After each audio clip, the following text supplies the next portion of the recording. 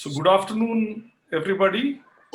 Welcome to this 18th GenWise Adda, a series of conversations we have on different topics around learning. And today the topic is Tare Zameen Par, which will be introduced by our moderator, Sharon Sunny. My name is Vishnu Agnihotri. I am one of the co-founders of GenWise. I will briefly introduce GenWise and then tell you introduce Sharon, and then we'll get on with the session. So GenWise is an organization of expert mentors from different fields, engineers, scientists, designers, researchers from different disciplines. And we design and offer programs and courses typically not covered in the formal curriculum. So the idea is to supplement the school curriculum. May I request you to shut off your video, please, at least till the Q&A starts, in case you have your video. And yeah, thank you very much. So we've been running residential camps for the last 3 or 4 years at Bangalore, at Auroville, and so on. These are camps where children mentors come and they stay for 4-5 days or 2-3 weeks even. Since April 2020, we've been doing online programs because of the current situation. We are hoping that the situation improves, and this summer we again do some online programs and courses. You can read more about us at genwise.in.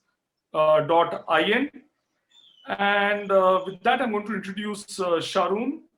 So Sharon, I came to know her because one of our parents who used to send their kids to our program introduced us to Sharon, said she's a great teacher of creative writing, and that is how I came to know Sharon. So Sharon is a writing coach and a researcher in language teaching and learning. So she has actually been, she did a course for us also, which is very popular. It's called the Writing Workshop. And she's currently finishing off her PhD in this area.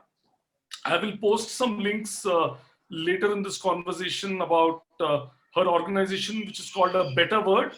She's also got a blog post and a newsletter on something called Substack, where she writes about language teaching as well as issues related to difficulties in reading and other learning disabilities. So I encourage you to subscribe to that newsletter. So Sharon's interest in special needs came as a teacher first, then as a language researcher, and it gave her the understanding that children learn in many different ways, depending on their own characteristics, the environment, the community they are in, their peers, and so on. So that is, so Sharon actually is, should be given the credit for this Adda happening, because I was not thinking about this. She called me and said that we should do something on this topic. And she happened to know Sonal, who's a common friend. And then, I knew that Manju is doing fantastic work. So we said, why don't we, get together and have a conversation? So Sharon has studied creative writing from the University of Texas at Dallas. And she has also been instrumental in setting up the country's first writing lab at Christ University in Bangalore. So before I hand over to Sharon, I will just tell you a few things about the structure of this discussion today. So the first half an hour roughly is going to be a conversation between the 3 people on the panel. Please keep your mics muted and your videos disabled during this. But please ask questions on chat on Zoom, or if you're joining from Facebook, please type your questions into the comments box. We'll try to answer all your questions. And if there isn't enough time, we will actually write to you and respond to your questions. After this 30-35 minutes are over, you can also raise your hand and speak to ask a question. So if you haven't raised your hand before in Zoom, there is a tab called Participants. If you click on Participants, it shows an option to raise your hand. And if you by mistake pressed raise hand, you can also lower your hand. And in case you don't see the Participants tab, on mobile phones it may not show it, then you please click on the tab which says More, and then it will show you an option to raise your hand. So we'll then call upon you to ask your questions. So with that, hand it over to you, Sharon. Thank you, Vishnu. Thank you so much for that lovely introduction, and a very, very warm welcome to the panelists and to everybody who's managed to make time on a busy weekend to be here to really discuss something that's very important to all of us as teachers, as parents, as educators. And I'd really want to take this quick moment to appreciate GenWise for offering the space to have this conversation. So welcome to all of you. Welcome Sonal and welcome Manju. I'll begin with a short introduction to Sonal and to Manju. And by no means is this exhaustive or doesn't, fully tell you about what kind of amazing work that the two of them do. I'll begin with Sonal. Sonal Raja has over 20 years of experience in mental health and well-being. A trained clinical psychologist and special educator with certifications from the United States and Bangalore, her interest lies in positive psychology and well-being. As a specialist, Sonal works with MNCs, young adults, and children. Her work covers areas of psychological self-care, parenting sessions, addressing behavioral, academic, and emotional issues. As a licensed psychologist, she does assessments for learning and academic challenges and emotional difficulties. Currently, she is associated with schools and organizations as their consultant psychologist. Welcome, Sonal. Thank you, Sharon. Many people are already familiar with Mrs. Manju Balasubramaniam, although she requires no introduction for the tremendous kind of work that she's done in the field of education. Some of you perhaps don't know who Ms. Manju is, so here's her introduction. Mrs. Manju Balasubramaniam is currently the principal at DPS Bangalore North. She's a firm believer of inclusion and that diversity enriches the world. As an educator, she feels blessed to be in the 21st century as an active contributor in preparing children for the fourth industrial age. A die-hard optimist, she's certain that with unconditional love, faith, and trust, we as teachers can raise a future generation who will be sensitive to the needs of others, empathetic and accepting of differences, thereby helping build a more peaceful and safer earth for all.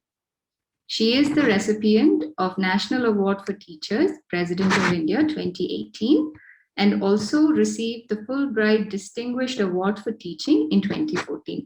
Welcome, Ms. Manju. We're so happy to have the two of you here with us. Thank you, Sharon. And to begin, I will start with Sonal to help us understand what we mean by learning disabilities, learning difficulties, special needs. They're all very dynamic. I mean, they're very comprehensive terms, complex terms, and sometimes by using them interchangeably, I think we lose sight of what each of these definitions and attributions mean. So Sonal, could you help us understand what we are missing about children who learn differently? Thank you, Sharon, and welcome. Good afternoon to everyone, Ms. Manju. Happy to be part of this and talking about something which is not known so much, and yet it is such an important part of children who are going to school. So, Sharon, if it is okay, I will start. I will share just a few slides to speak about what learning disabilities or difficulties are. Yeah. When we talk about learning difficulties, like I said, it's a big iceberg. What we see is on top the challenges that are now somehow coming to to the fore about language difficulties, dyslexia, spelling disability, or dyscalculia, which is math issues, or dysgraphia, which is handwriting issue. So we know them as learning disabilities. We know that children are finding issues with that. So that is the problem that we are finding, which is visible to us, which is now getting known. And we will talk about it, so much that we don't know about learning difficulties anyway. But what we don't know about learning difficulties, that it doesn't just stay with the academic difficulties that the child is facing in the school, vis-a-vis the curriculum, in the classroom, spelling, handwriting, whatever it is. What it entails is what I'm just going to share, which is a host of neurodevelopmental difficulties or challenges that the children are facing, which actually surface as a learning disability. And these could be any, and I'm just going to share a few, which is, visual perception, which means that the difficulty in perceiving and making sense of the vision that the child is getting. And I just want to say that it doesn't mean that the child cannot see properly. The child can see very well, but still the meaning that the children will be able to give to that perception is limited or is distorted. So visual perception, motor coordination, the way children will read, the way when they see and what they copy, or what they want to do, they want to make an L and it becomes an E, and their proportions are different when they have writing challenges. Memories, which means the storage and retrieval, because memory is all about how I store the information, where do I get the information, how I file it in my brain, and when time comes, how I retrieve it.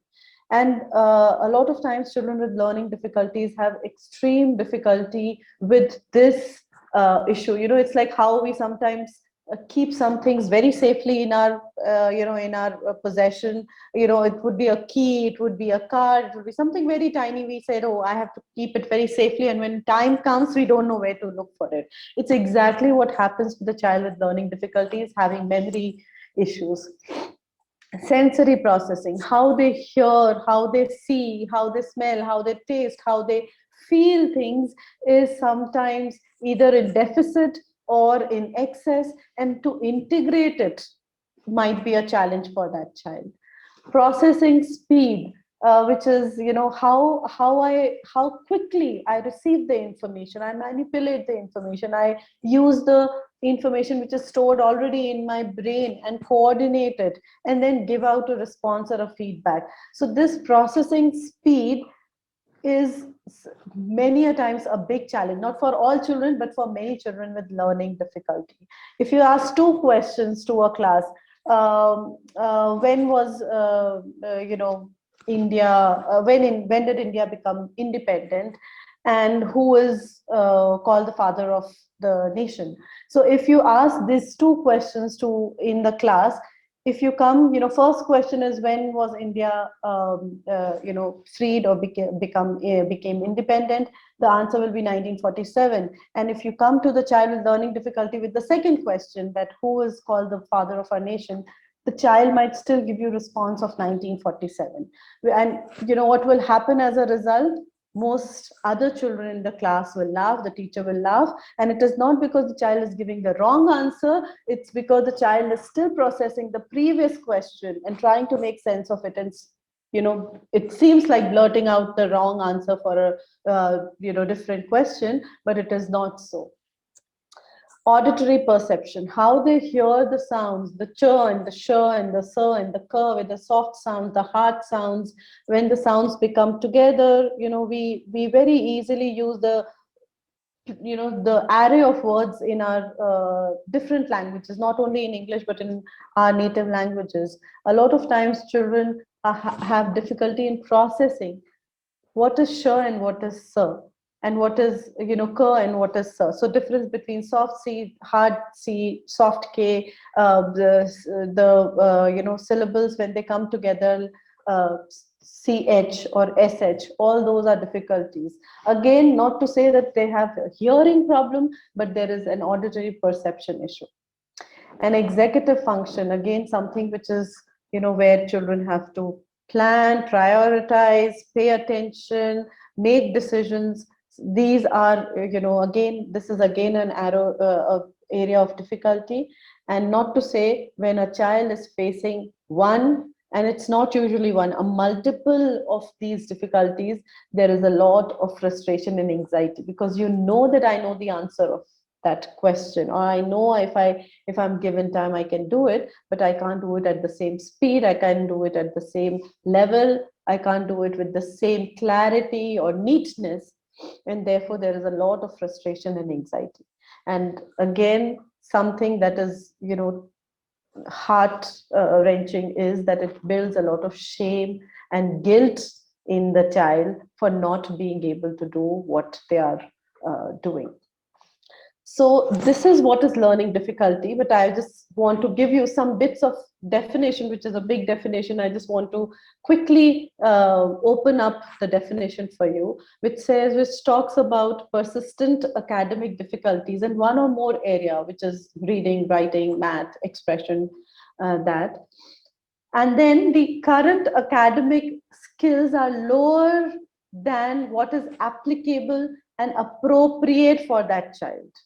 Okay, which means that you can't test a child on, who suppose learning CBSE level or the state level, and you give him or her the IGCSE curriculum academic assessment.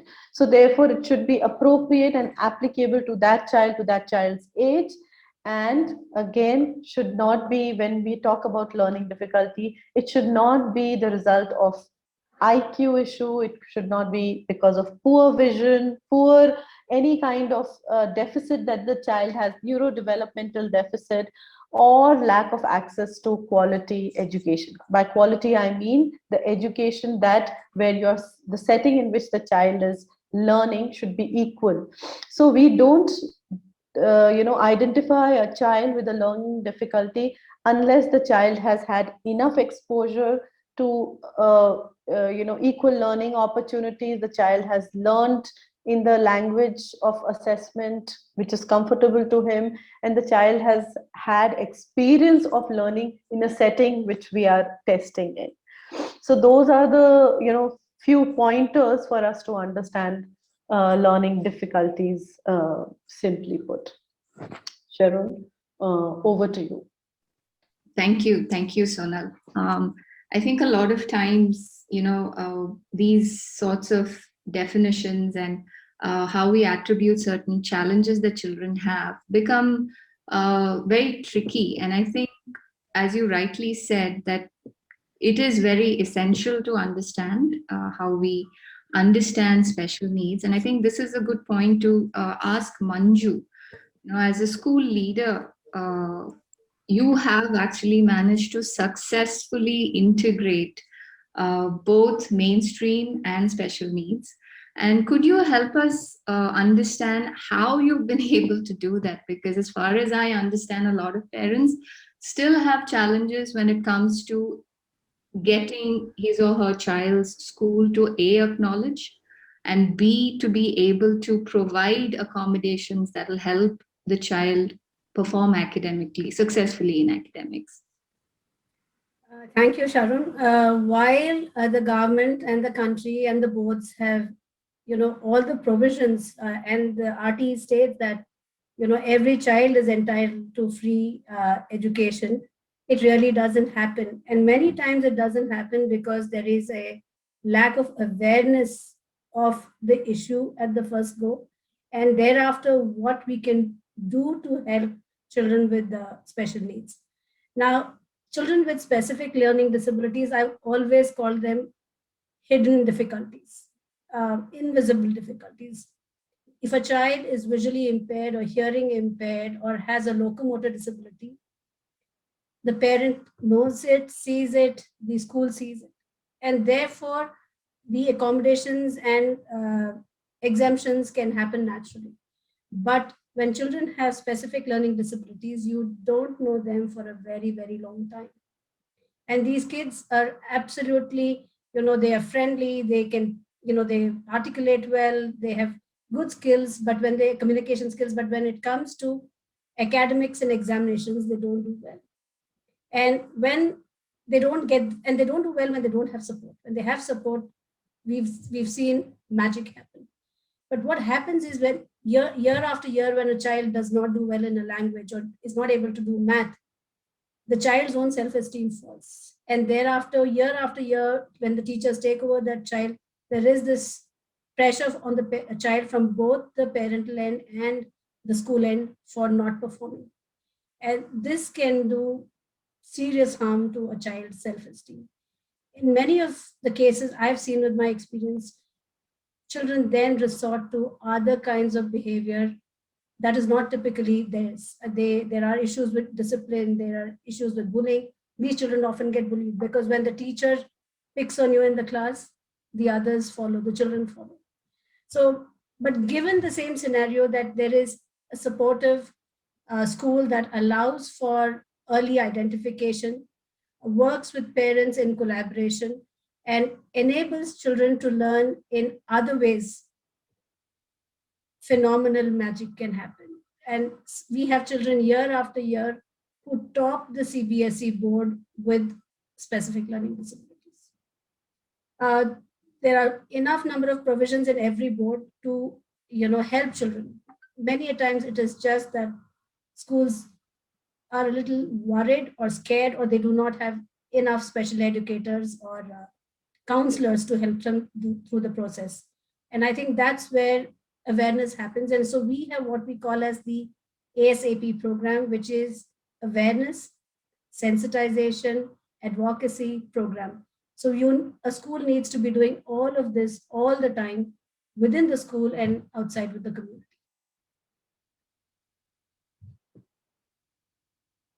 Thank you. And I love what you said, magic happens. And I think as a teacher, and I've seen that too, when the whole system comes together for a child, the sole purpose of why a child is in school, it truly is magic. And to be able, and for you, I'm sure as a school leader, to be able to see a child transition from, school to higher ed successfully is a tremendous, tremendous feeling. So I hope we have more of you in our tribe, people who recognize, who are supportive. Thank you for that. So here I'll go back to Sonal. Sonal, what Manju said is that generally there's a lack of awareness, and I will perhaps stack on fear as well, fear of assessment. Should parents be afraid? Yeah, that's where we are, finding a big challenge. Like everywhere, if we don't do assessments, we don't find the child till much later.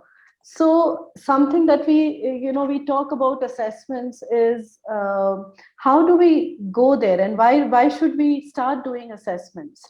So something like I was just thinking of another area where assessments and interventions are important, and which is the vision and errors of refraction.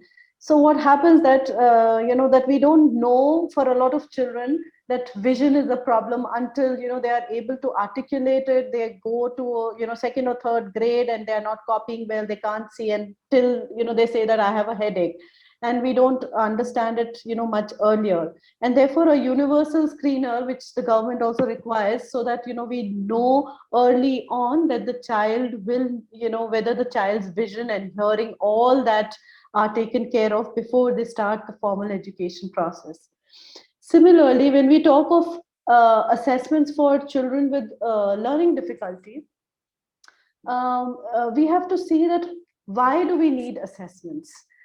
We probably teachers know that this child is having difficulty, spellings are poor, handwriting is not well, the child is not working at par with other children, and there are so many other things that we see that are obvious reasons for concerns of teacher.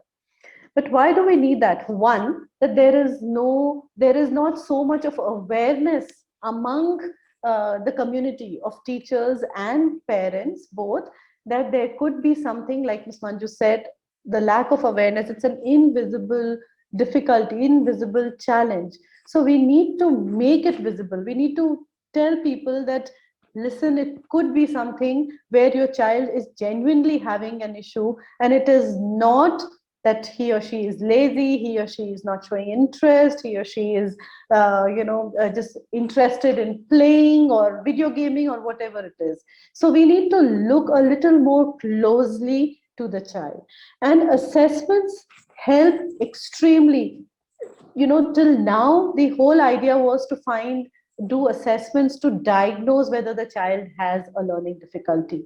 And assessment also entail that we also find out whether the child's IQ or intellectual ability is, above average, so that the child, we say that there is no problem with the intelligence, and that's why it's a invisible issue, because the child seems fine, is able to communicate, is able to do other social or recreational activities. But when it comes to this specific area of academic or academic areas, the child faces difficulty.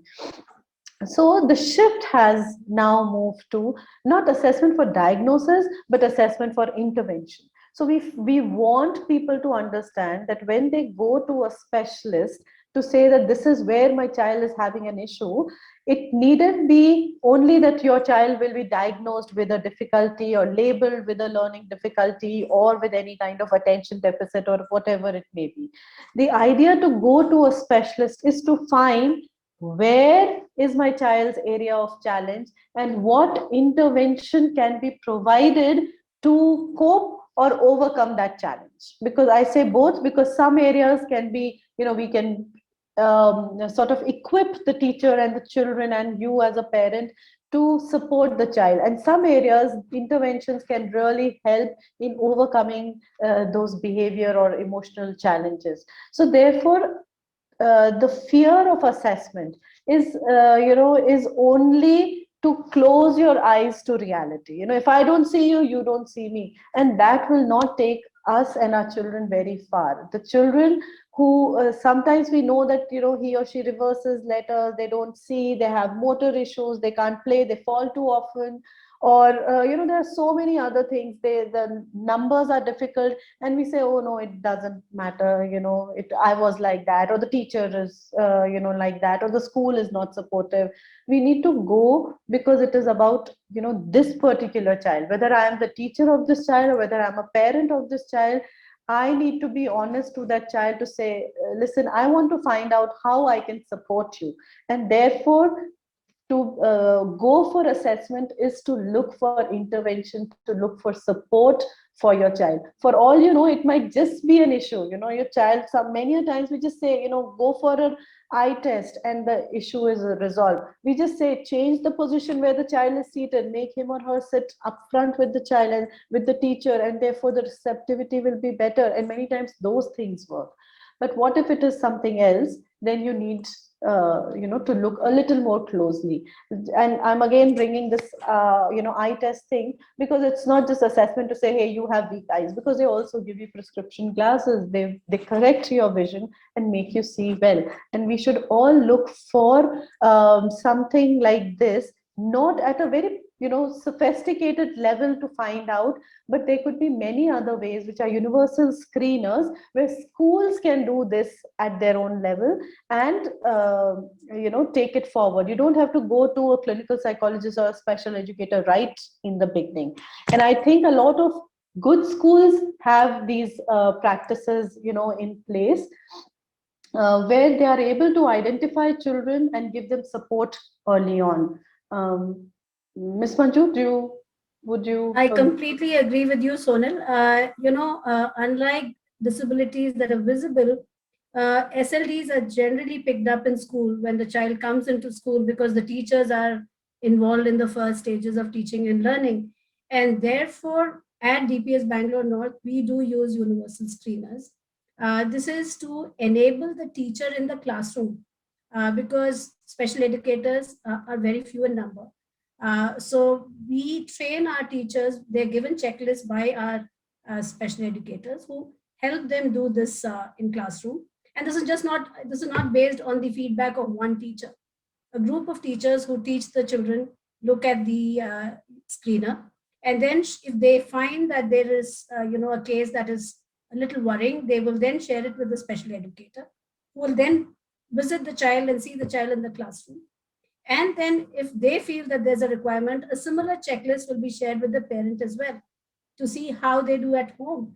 And then the parents and the children and the teachers and the special educators meet in school to take it to the next level, to get it, get the child observed by someone like you, who has a certification to give the right statement and the right intervention program so that remediation can start at the earliest. So it's a stage-wise process, and like you said, and someone in the chat box said, parental acceptance is important. But I think parents accept at different levels. The denial when your child is different is bound to happen. While some parents take to it faster, others need time. And I think that's where schools and the community come in to help the parent accept. And once that happens, then the child learns. And in an inclusive classroom with universal design and learning, all activities that the school does can start with an activity that everybody can do. And that's again a place where we draw immensely from the knowledge and the expertise of special educators, because they help us design these sessions which everybody can learn together. Sharon, there is one question from Mahalakshmi. She asks why there are not enough special educators, generally, or why does the school not appoint? Yeah.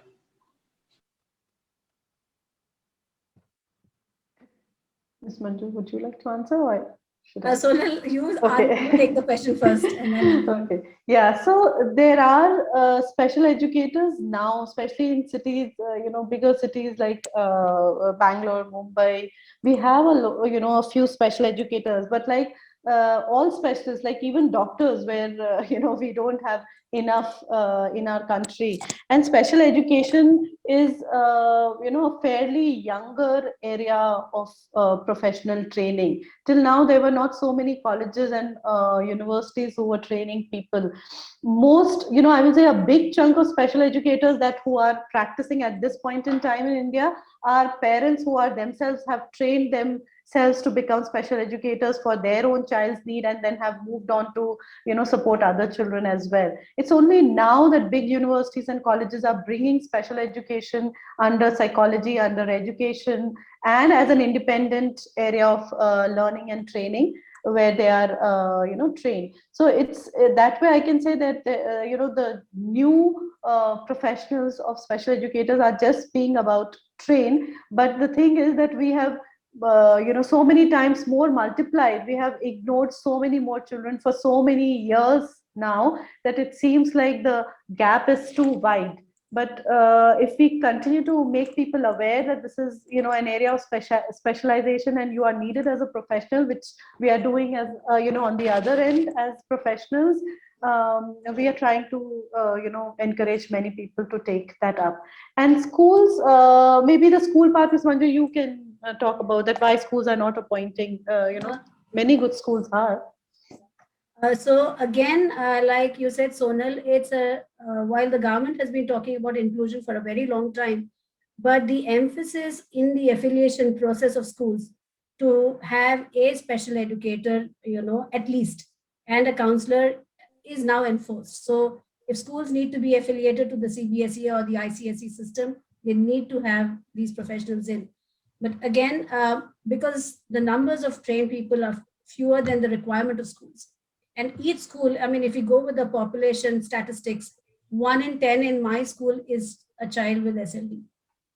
And that is universal. That's everywhere, whether it's in urban India or rural India, the numbers will remain the same. And we don't have them. We in cities still manage to find, or we can train the trainer, kind of use a model that way which empowers teachers. But it hasn't been in our B.Ed programs, and we in the field of education have been repeatedly writing to the Ministry of Education to put in a chapter on special ed with a hands-on training module as well, because just theory is not enough. You need to see the children in the classroom. You need to work with experts to understand how it works. So many schools, good schools, have tied up with organizations like Spastic Society, which provides courses on inclusion, special needs, learning disabilities, 6 months to 1 year programs through the Bharatiya Vidya Bhavan.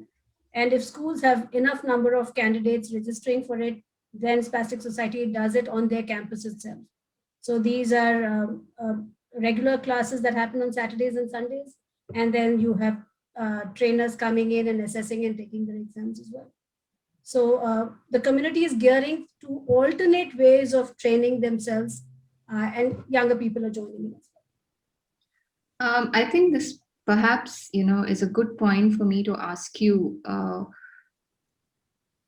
both of you, and you could take turns to answer this question. A lot of times, and this came up earlier in the conversation, and both of you talked about it, laziness could be because there is a challenge and it's not laziness. Bad handwriting could be not because the child is not trying to work on his handwriting. So for parents who might be, trying to figure out, is there a problem? What could be some of the early signs and how early can we identify special needs? well. Sonal, you should go first. Yeah. Yeah. So, when we say that children's learning difficulties or learning challenges, there are, the children show certain symptoms that could be reflective of a learning difficulty. But having said that, like I said, that we will not identify it as a learning difficulty because the child has not got enough training or exposure or experience in learning otherwise. So we a lot of times, because we see that, lowercase b remains a lowercase b. If I say, like this is a rectangle, and if it remains a rectangle no matter how you see it, right? And if you say, if you turn the lowercase b this way, it becomes lowercase d. If you turn it upside, it becomes p. If you turn this way, it becomes q. So the orientation of the child, the spatial orientation, is always, pushed when the child is learning to read and write and do academic activities. Now, early on, we know that children might have difficulties with this, and that is an early indicator. But well, like I said, we will not identify the child unless the child is 8 years or at least has had 3 years of regular school going experience. Like I mentioned before, similar experience as the peers where, the challenge is happening. Other than that, I also mentioned that there are a lot of other things: the motor coordination, the visual perception, the auditory perception, the executive function. So all those things could be an early indicator of possibility of a learning challenge. Okay, and therefore speech difficulties, if the children are speaking later than 2.5 years, or later than 3 years, many times it is pushed aside, saying that, oh no, your mom also spoke late, your father also spoke late, your uncle was a late bloomer, and so therefore they say, no, it's okay if the child speaks at 4. But no, the early milestones, because it's a neurodevelopmental process how the child will learn. So if the child is missing milestones, if the child, when going to kindergarten and Montessori, and you see issues with these processing speed, visual perception, auditory perception, as compared to the peers, those could be the early indicators, early signs that child might be having difficulty, which can be corrected then with early intervention. At the kindergarten level, at the Montessori level, you don't have to wait for grade 3 or 3 years of school going experience or learning experience for you to send the child again for a specialist assessment. So again, a trained teacher at a kindergarten level, early preschool level, is extremely important, because that is where children will show these early signs of their challenges that they are facing. And it's so nice that if these challenges are identified early on, the kindergarten Montessori material extremely well made to suit the needs, to do the interventions for children with these difficulties. So it requires a trained eye to work with children to identify these difficulties early. But like I said, formally assessment can be done until the child has had 3 years of experience in regular school going grade school, which is 8 years and above. Ms. Manju, so what do you typically see? So I'm sure the teacher will come to you, or the special educator in your school, and say, I believe this child may have certain challenges, and what might that look like when the teacher brings it to your attention? So when the teacher has already spoken with the special educator and they come together, then we know, and the special educator like Sonal would have done their levels of work, and so they know that yes, there is an issue. But again, like Sonal said, what we would work on the child, especially if the child is in kindergarten, enable the teacher to start the interventions and call in the parent and say, at the moment we are working with the child to help with, because you do have regular PTMs where you say what the child has achieved, and we say we are working on this, but formal assessment from an organization will happen in third standard and beyond, after third basically. And even then we let the child go with these languages and maths. We do not allow, we do not suggest to the parent to get the child off a language, because there are other ways the children can communicate. So learning a language, verbal spoken language, why should you deny the child of it? So we allow that to happen, but we will certainly ease out on the writing part of it. So teachers will be told to overlook spellings to a certain extent as is admissible. We will allow for the child to do a toned down version of the second language. So if the second language is Hindi, then we do what is known as Hindi course B, where instead of doing 20 lessons, the child will do 3 or 4 lessons, basically learning to read and speak the language and a little bit of writing. And this would be a smaller group with a teacher. And that allows the teacher to work with the strategies that the special educator is providing. We certainly will exempt the third language grade from grade 6. We will not put the pressure on the child to do that. And when the child comes to grade 9 and 10, and like Sonal said, a lot of our cases get identified in grade 8, because of the shortage of educators and children being sent out of schools from various schools to schools like ours because of the reasons that are there. And then we get to get the child in grade 8. And therefore, our work starts then. And then we speak with the parents and talk to them about accommodations and exemptions that the CBSE board or the Cambridge curriculum offers, and the non-formal system in NIOS, because we have all 3 boards on our campus. We then enable parents to make the choices. Again, none of these things will work if the parent is in denial or doesn't want the required help. Just an RCI certified document will not enable the child to use the accommodations, and as long as the parent doesn't say that I'm okay with it. Now, a lot of parents feel that my child is going to be labeled. And I think that is the first thing we need to get out of our minds. There is nothing like labeling. It's empowering your child. If there is an expert that says your child has an issue with language, why should the child struggle with language? The child can work on other strengths. And I think the whole concept is work on the children's strengths.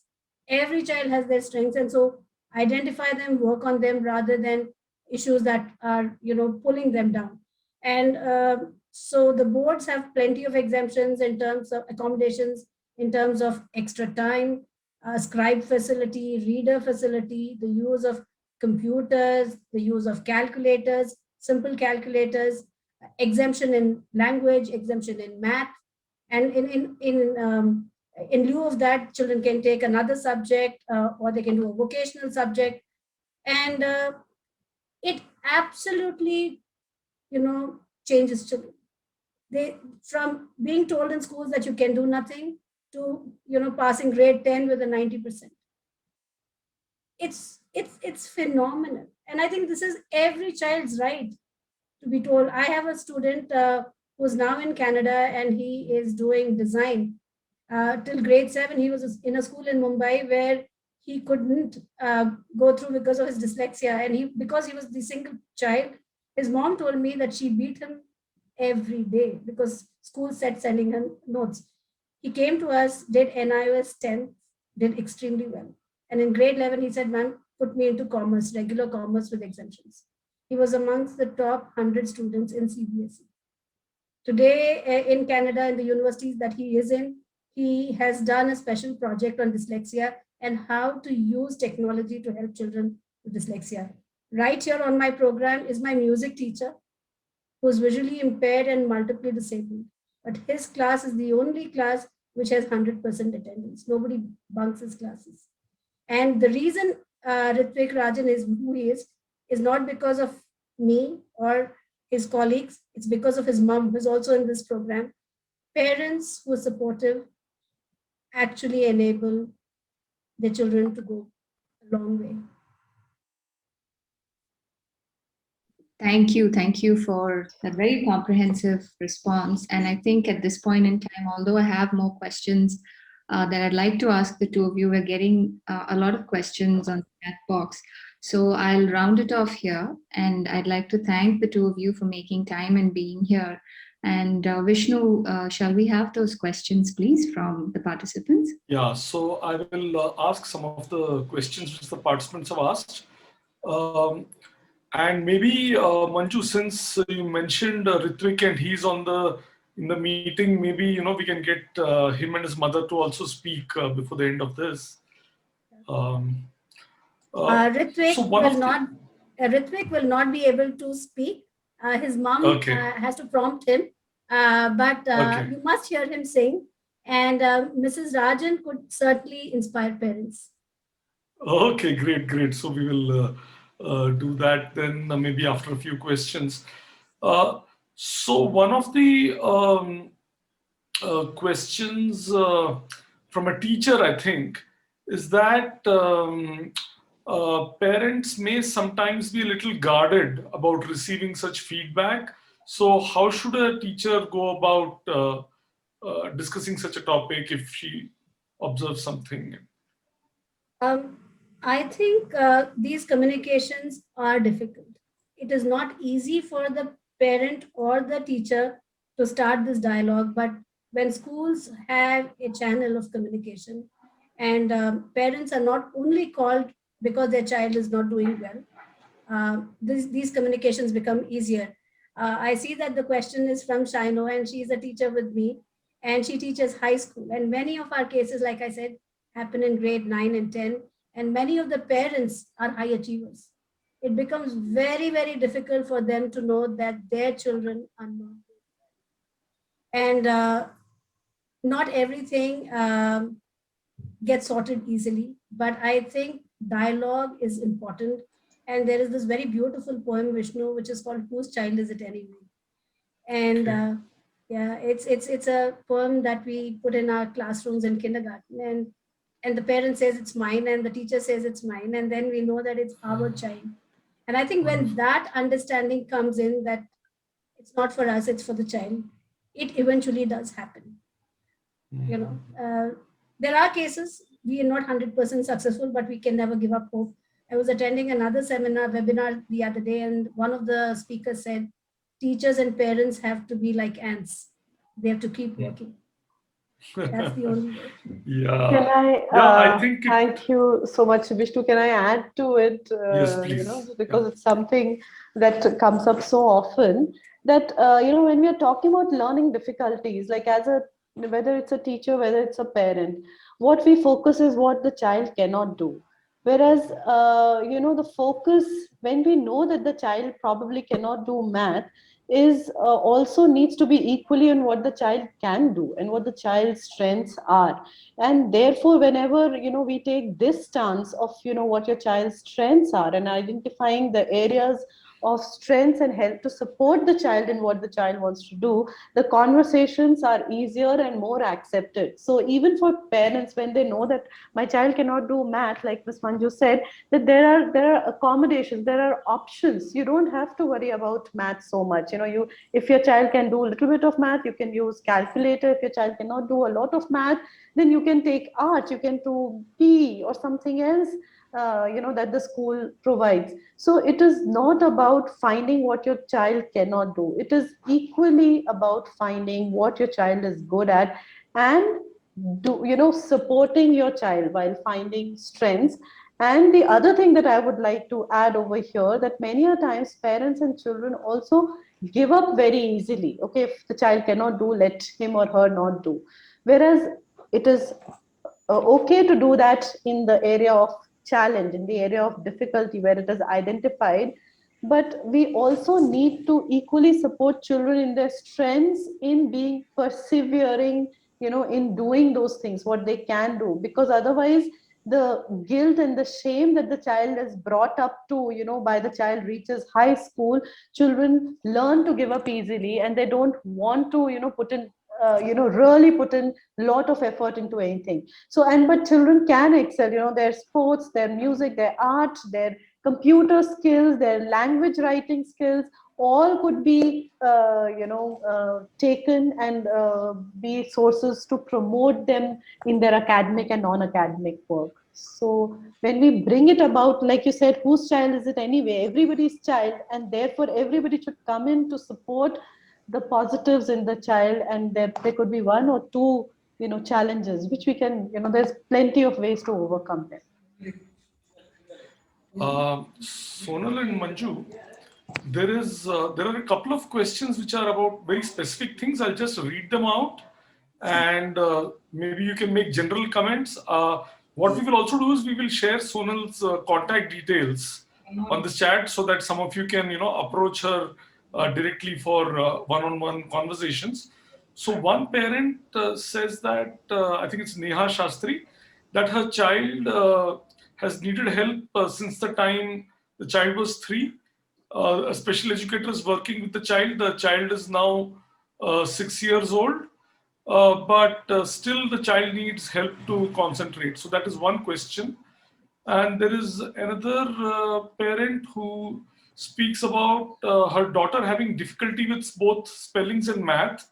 And she says, what could be the way out?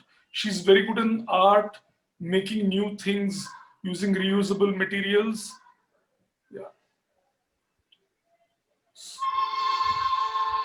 Yeah. So Sonal or yeah, again, like you said, there are schools, there are spaces, there are special educators who are there to support a child like this. And because your child is so young, Neha, you can already seek support and start early intervention where, like I said, a lot of things can support your child in learning to navigate this whole academic space with difficulties in spellings or math, whatever it is. There are lot of concrete material that can help your child at this stage as well. And if your child has significant difficulties, even as because the brain is plastic, the brain is growing right now, and a lot of intervention done can have significant effect. But if it is not that, then approach the school, find a special educator, and look for interventions as we go. Okay. Manju, would you like to add anything to that? Okay. You're muted. You are muted, Ms. Manju. I think Sonal did a great job, so I'm not going to comment on that. But I'd like to take the question on NEP and saying that I just want to tell the teachers and educators on this group that while the government has always said every child must learn, whether it was the RTE, whether it was the Persons with Disability Act, or whether it is the NEP now, inclusion has been a mandate. But what happens is the translation of it into action. Now that while the government is doing what it is doing, it is the individual onus and responsibility of school leadership. I think change is very leadership driven, and inclusion needs to be a school culture. And that cannot happen if a teacher in the school or a couple of teachers in the school feel for their children. If the principal of the school, the head of the school doesn't see it, as their being, if it's not there in their policy, if it's not there in their vision and mission, it cannot happen. And I would like to share an instance from my friends in Finland. And they said the same. They said while Finland is ranked amongst the top education places in the world, it took schools, while some schools took to that and completed, got themselves to be inclusive in 3 years, other schools are still struggling. So we in schools and those in leadership really need, every school head must say that inclusion reflects in my vision statement. It has to be there. You need to live, breathe it. You need to think that every child, no matter what, needs to be in school. Thanks, Manju. That was, I think, a very important point. Can you also take the question about the NIOS board? Gayatri Suryanarayan is asking if they have a provision for online examinations and what kind of accommodations, extra time, etc. is allowed. The NIOS is the most student-friendly board. It's non-formal. It's extremely flexible in terms of taking up of subjects. The child could have been homeschooled all the way up to grade 8 and can go to grade 10 and take an NIOS exam. The NIOS exam can then be split over 2 years. You don't have to take the 10th standard in one go with 5 papers. You can split it over 2 years, over 4 terms. So the child can do one subject in the October of 1 year, the April, take 2, then 1, and finally take another one. Do they have online exams? Yes. If the child doesn't clear the examination or is unable to take the examination in the prescribed end of year time, there is what is known as on-demand examination. So the child can go to the regional office and take the examination on the computers there. There is also what is known as transfer of credits. So if you've been to a CBSE school or an ICSE school or any other board, including the Cambridge curriculum, and if you have passed in 2 subjects and not cleared 3, you can transfer your credits. The remaining 3 examinations you can take with NIOS without losing a year and get a pass certificate from NIOS. So, children don't know, the country doesn't know it, people don't know about it, and a child then spends an entire year studying the curriculum again. And I have known children who've taken the NIS transfer of credits and completed and gone and joined college. So we have a very good regional office in Bangalore, in Malleshwaram. And Mr. Satish, who's the director, is extremely helpful. So parents, he meets parents personally as well. And if anyone has queries, they can certainly get in touch with us. There is one question, thank you Manju, there's one question which I think Arpan sent me on a private message. Perhaps if you and Sonal could illuminate, can all students with learning disabilities be in regular schools, or do they sometimes need to be in special environments or at home? How does it work?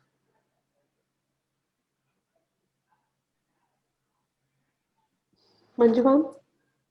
I think all children with learning disabilities can be in school if we know what we want schools to do. If you are looking at your school results to be in the newspapers and to be 100%, 95% and above, then surely not.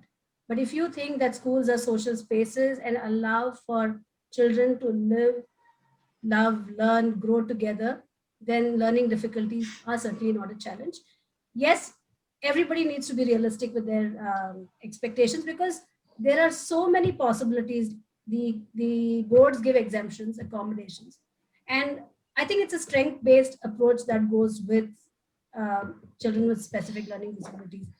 With autism, I wouldn't say that, because if you have children who are on the higher end of autism, schools might not be equipped to handle that. But learning difficulties, I think, and then they're the maximum in number and should be in school. That's my opinion. That's very encouraging, and for the benefit of all the listeners, I understand that in Manju's school, out of 7,200 students, 1,000 have some kind of disability or the other. So, which is really a great achievement. And so if a school with 7,000 students can do that, I'm sure smaller schools can also do it. It may not be easy, but I think, as Manju said, if you're like ants, and it reminds me of an ad when I was a child, lage raho, Alpenliebe, lage raho. It is, so you have to be very persistent. So I think we are coming towards the end of the session.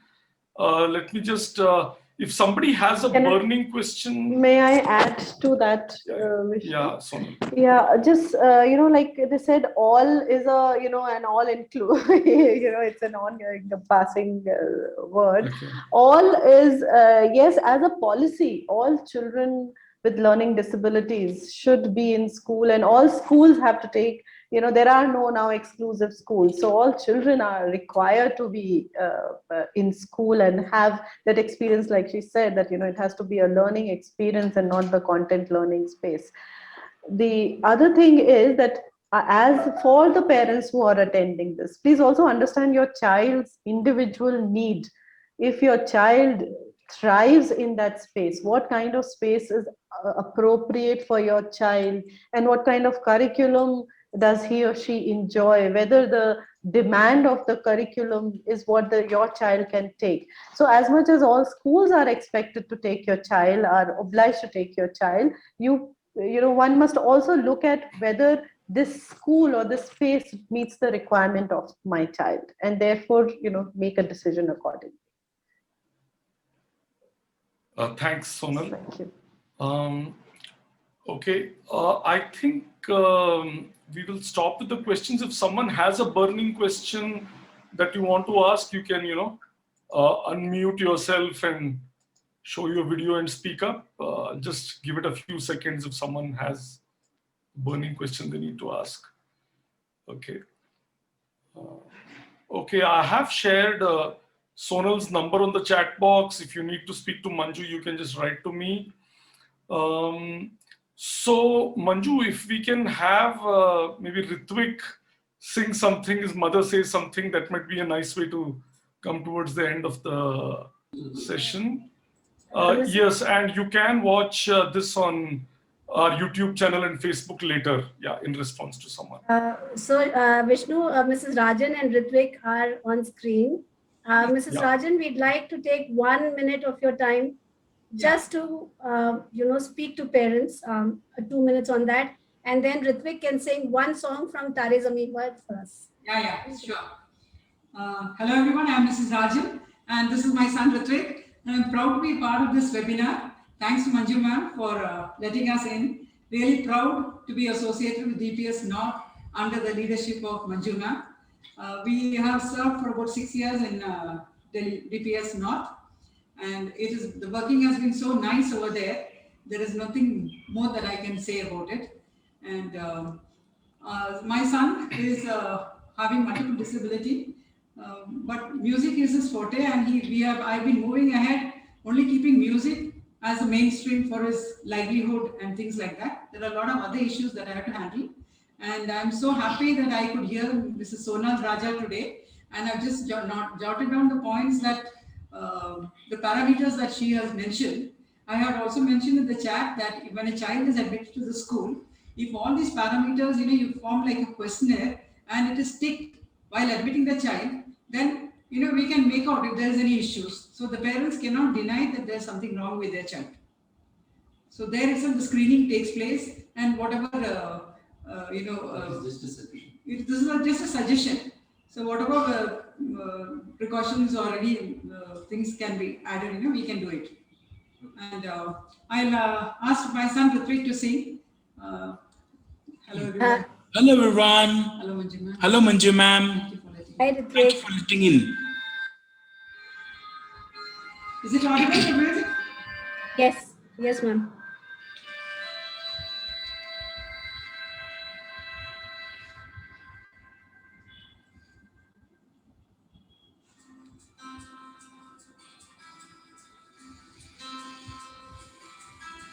मैं कभी बतलाता नहीं, पर अंधेरे से डरता हूँ मैं माँ।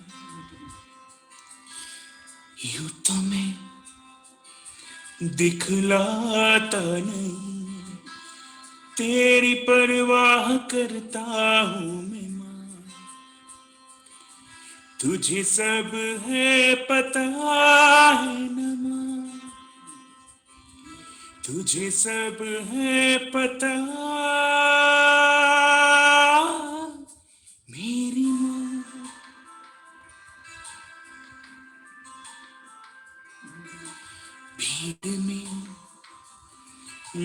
छोड़ो मुझे, घर लौट के भी आना पाऊँ,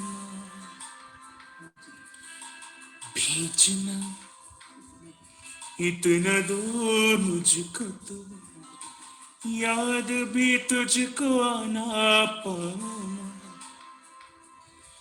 क्या इतना बुरा हूँ मैं, क्या इतना बुरा मेरी माँ।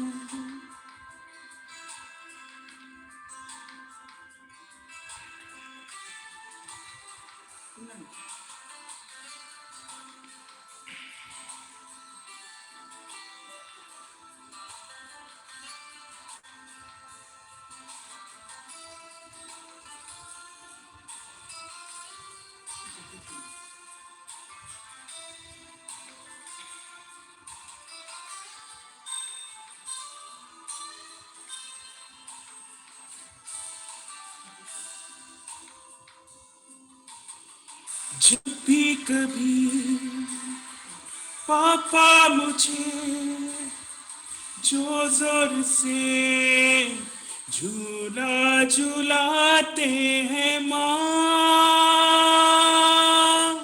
मेरी नजर ढूंढे तुझे, सोचूं यही तू आके थामेगी माँ।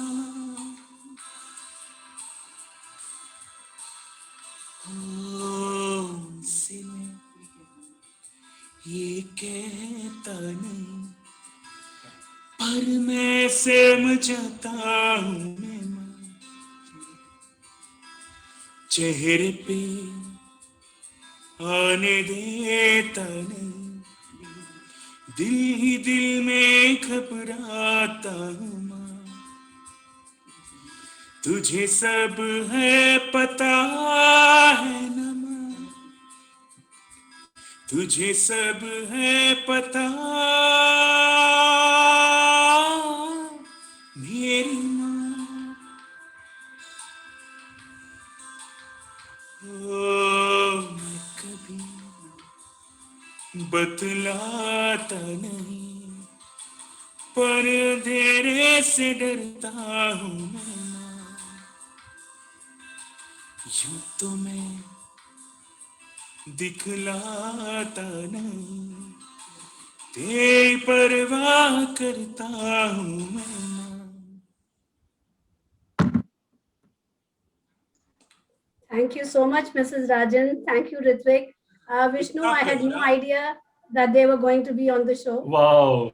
And I just want to let the parents know on this program, while Ritvik is a national awardee, he has innumerable awards for his work. He is a reality show finalist. Dr. Abdul Kalam has visited his home and seen his studio. He's been earning since the age of 8. Wow. And Wow. his mother is a recipient of an award for exceptional mothers. And Wow. she inspires all of us knowing. Yeah, Thank it you. was This it is was how wonderful. magic happens, Yeah. Vishnu. This is magic. Yeah, I mean, it was sung. So Ritvik so wonderfully sung. And so Manju, I think the strengths-based approach you've been talking about, this is a great example of that. Dr. Maithili on the chat talked about her dyslexic son who's now working in Australia in the outdoors as an facilitator. So clearly, if one doesn't lose heart and works on it together, the school and the community, and as you said, it's our child, it would be so great. So I'm going to make a couple of announcements, after which Sharon, you can finally wrap up the thing, and the panelists can share some final words. But I'll quickly make the announcements. So we have and Soumya, maybe you can paste the links onto the chat box as I make these announcements. So this was the 18th Adda. We have 2 more Addas coming up in the month of March. On the 6th of March, which is next Saturday, we have an Adda about learning and play. So this is the main speaker there is Valentina Trivedi, who is a writer, performer, educator. Her specialty is in approaching the learning process from a child's perspective. So she's a storyteller, a dastango, person who in Urdu tells stories. She's on the board of governors of Doon School. So if you're interested, you can attend this session. There's also 11-minute podcast of hers on this topic you can listen to. The link is there in the chat box. And on the 13th of March, which is again a Saturday, there is an adda on mathematics learning. Is math learning really hard? Or, do we make it hard? And the three panelists are Mick Purcell, who is the principal of Kids Central High, KC High in Chennai. So Mick is a math teacher himself for a long time. He's worked for international schools in Mumbai, Thailand, India. So he has a lot of experience in this matter. Then there is Mr. Sundaram, who has been the principal of many schools. He was also actively involved in AMTI, Association of Mathematics Teachers. So he's written 170 chapters of a book. Each chapter is 1.5 pages on how to take a certain topic in math and make it easier for children. Also, Jayashree Subramanian, who has been in math teaching for a long time. She used to head the mathematics assessment in educational initiatives, and currently she's doing her research. She's a PhD scholar at Homi Bhabha Center for Science Education. Both are at 11:30 a.m. on March 6th and 13th. Apart from that, we have a lot of paid courses as well. The immediate next one, which may be of relevance to some of you, is by Dr. Bhushan Shukla, an exceptional psychiatrist who was featured on Satyameva Jayate with Amir Khan also. He is doing a session, 2 sessions of 2 hours each, 4 hours in total, on motivating teens, because teenage is a difficult time. They have a lot of energy, but focusing their energies is also a challenge. So Dr. Bhushan has done several courses for us. More than 150 parents have attended the courses, and I have attended his course, and I highly recommend his course. There are also many other upcoming courses. If you go to genwise.in, you can see those. So I'm going to stop the advertisements here, and Sharon, if you can, just get some final thoughts from all our panelists, we can close the session. Sure. Thanks, Vishnu. First off, thanks to GenWise for doing this for all of us. I think everybody who participated either felt reassured that they're on the right track or gained new knowledge. So thank you for hosting the session. Thank you, Manju. Thank you, Sonal. Such serious and important conversations, which we don't often have, and we must have. So thank you for making time, making space, for sharing that very impromptu but wonderful session by Ritwik. It truly, truly moved me. And I'm sure it moved everybody who was here today. And a special mention to his mom, for being such a pillar of strength, for seeing him through the years. A big, big round of applause and appreciation for her. And what I would like the both of you to, just say something that parents and teachers should keep in mind as they start another new school year. We'll be at the end of one soon, and we'll start another one in June, hopefully. So could you please share a little something for everybody?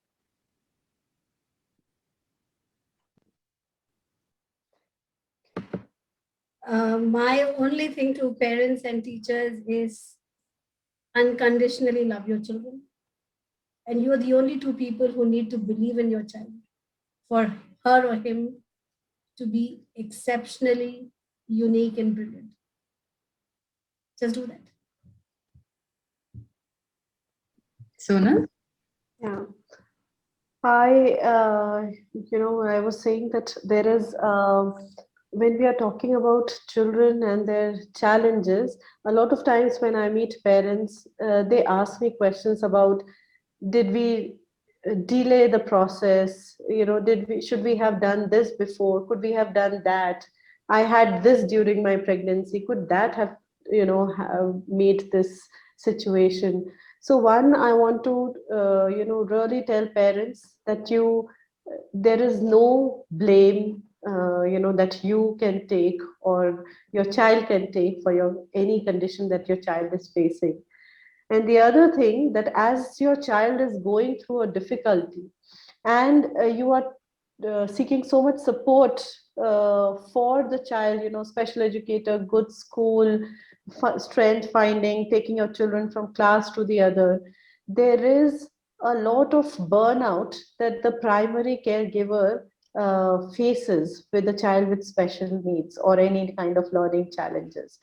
So it is equally important for the parent to care for themselves, seek support, meet other parents with children with special needs or learning disabilities, so that you are not feeling left out, alone, exhausted by only focusing on your child's need. Your need is also equally important.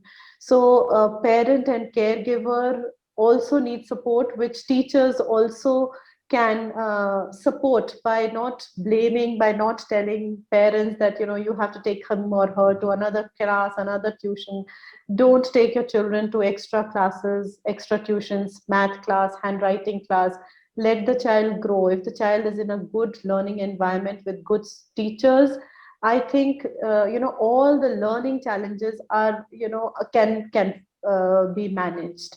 But your child's emotional health and your emotional health and your home's emotional environment are very crucial for your child's positive growth and learning. So thank you. Thank you. Thank you, Sonal. Thank you, everybody. We really appreciate all of you being here with us today. And we come to the end of this session, and we'll perhaps share more information if we have upcoming sessions, and based on interest, we'll probably have some more in the future. Thank you for being with us.